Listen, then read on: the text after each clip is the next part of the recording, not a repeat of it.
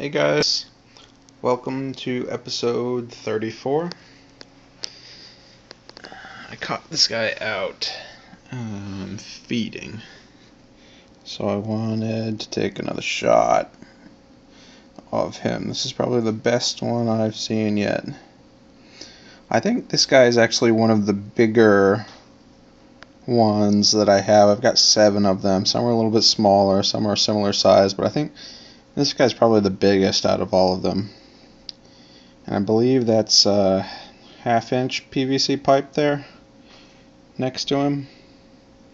I've seen some of the molly fry swimming around him, and he hasn't really seemed interested. I know that in the wild, there's the fry. You see right in the middle of the screen towards the background, there's a fry. I don't know if you can see him moving. But there he is. He swam right in front of the crayfish, and the crayfish didn't try to attack him or anything. So that's a positive thing. I feel like there's enough cover with the plants and the depth of the water and the number of the fish and the fact that I have most of them safe and secure up here that the crayfish won't really go after the fish or the fry. It's always a possibility, and of course when they get larger I'll move them out of here, but for now all signs point to the crayfish just kind of sitting there eating whatever they can find off the bottom, and that's what they do best.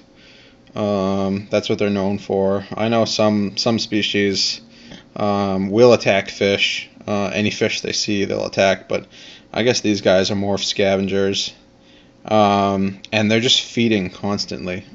These things feed night and day. It's crazy. So hopefully they'll grow quickly here. I think I read that they can grow out in like less than a year or something crazy. So when they're small like this, they'll probably be shedding every few weeks, I would imagine, to continue growth. So hopefully I've provided enough hiding spaces here that when they shed, they won't be cannibalized. But I haven't seen 2 of them together or attacking each other since I put them in. So they're very well spread out, and I feel like a 55-gallon tank is large enough for 7 of these guys. I have no idea how many are left. Hopefully all 7. There's no way I could possibly get a count for all of them because they're just too good at hiding, and they haven't colored up yet. When they get larger, you'll notice that he is kind of a clear color, but when they get larger, they'll color up, and their carapace will be bone white. So I'm looking forward to that. These guys obviously want to be fed. If you've noticed on the swordtails, I believe every single one of them is male. And I didn't really take too close of a look when I purchased them because I wasn't really planning on breeding them.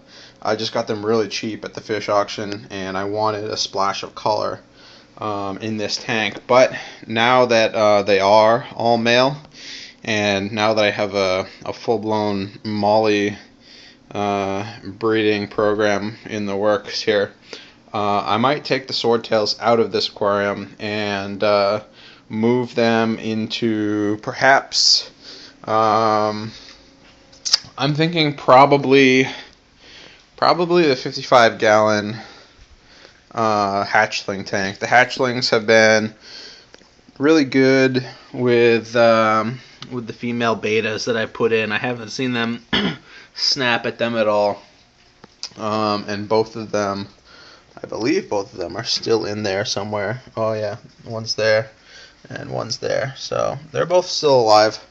And I believe this water is probably the warmest out of the 2 turtle tanks, if you can see there.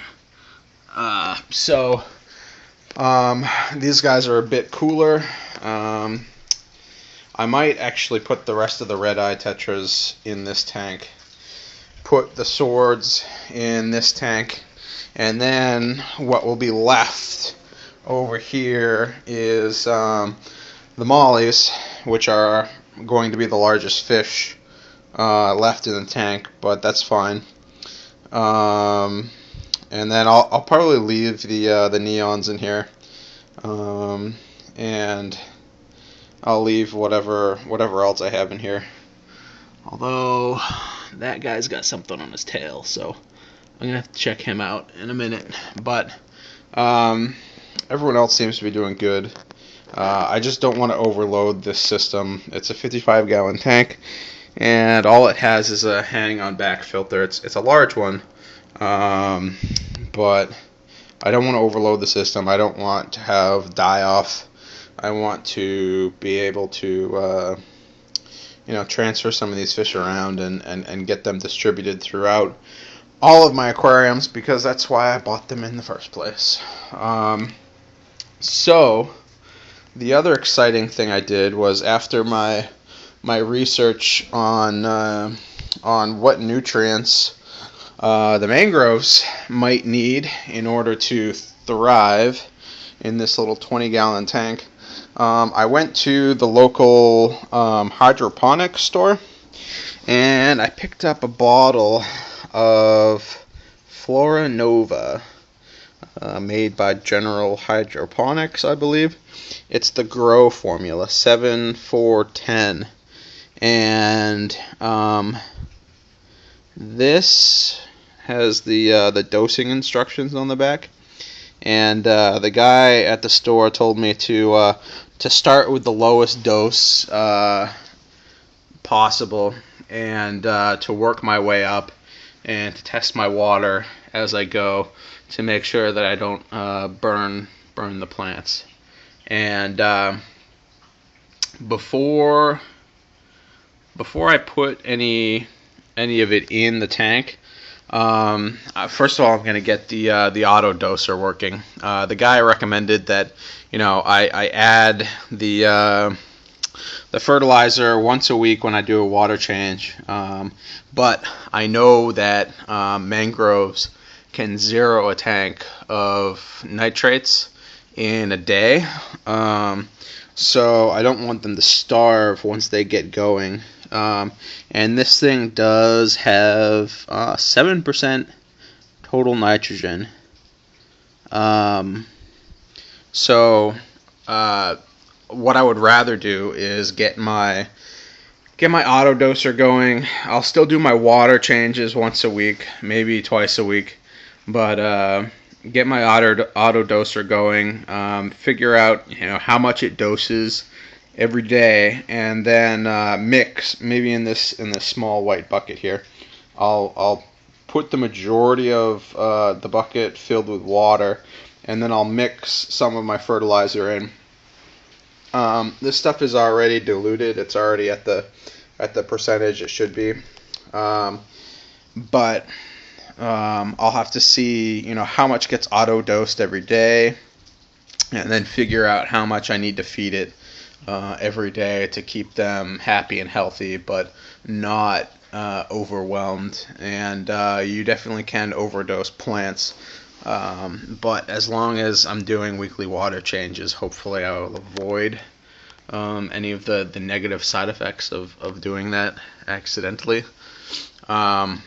So that's kind of the plan. But before I do, I'm going to do a little bit more research on mangroves. I'm going to try to find out when the best time would be to start that dose. I'm not sure if these guys are established enough, and I know with bonsai at least, you don't want to fertilize the plant, and I think this is true of other terrestrial plants. You don't want to fertilize the plant too early or too much, and that's especially true after the roots get cut or if the roots aren't developed. So basically these propagules, these seed pods, have a lot of nutrients stored within them already, and that's what's kind of kick-started the growth on the roots and started the leaves going. So they're not starving yet, and if they're not going to uptake the nutrients that I give them, it's not going to help, and in fact it might hurt. So I'm going to do my due diligence there before I start dosing, and then I'll just see how it goes. I'll start off slow. I'll go very light on them, and I'll try to record their growth to see if they're growing faster or if I see any signs of trouble with the leaves. So that's kind of the plan there. And I believe that's all I have for right now. These guys have been slowing down their eating lately. And I do need to do my filter maintenance on this side because the water's slowing down, but this side's definitely going strong, and you can see the water is really clear, which is good. Once I do a water change, I'll put a couple pieces of wood back in. You can see I've added the sand here. There's a big mound in the middle. I might try to level that out a little bit, but everything's going good here. The plants are doing well. You can see there's new growth here. These ones, I don't know. They've got a couple roots starting. You might be able to see a few white tips there.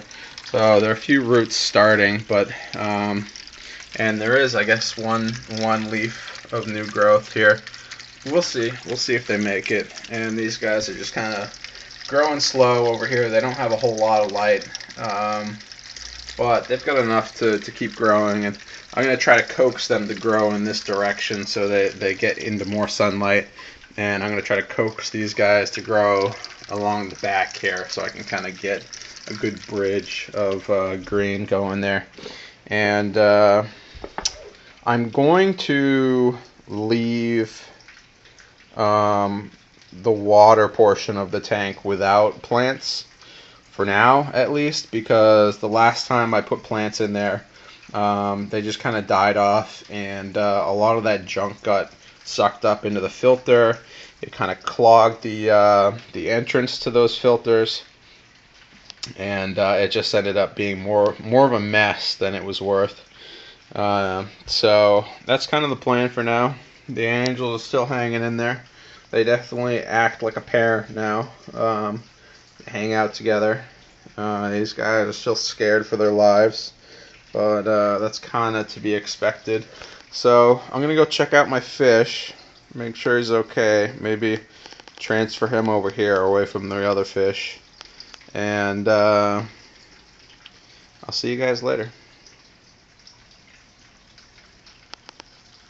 Oh, by the way, I just reached 100 subscribers, so thanks for everyone who is subscribing. Means a lot, and happy holidays. Alright guys, see you later.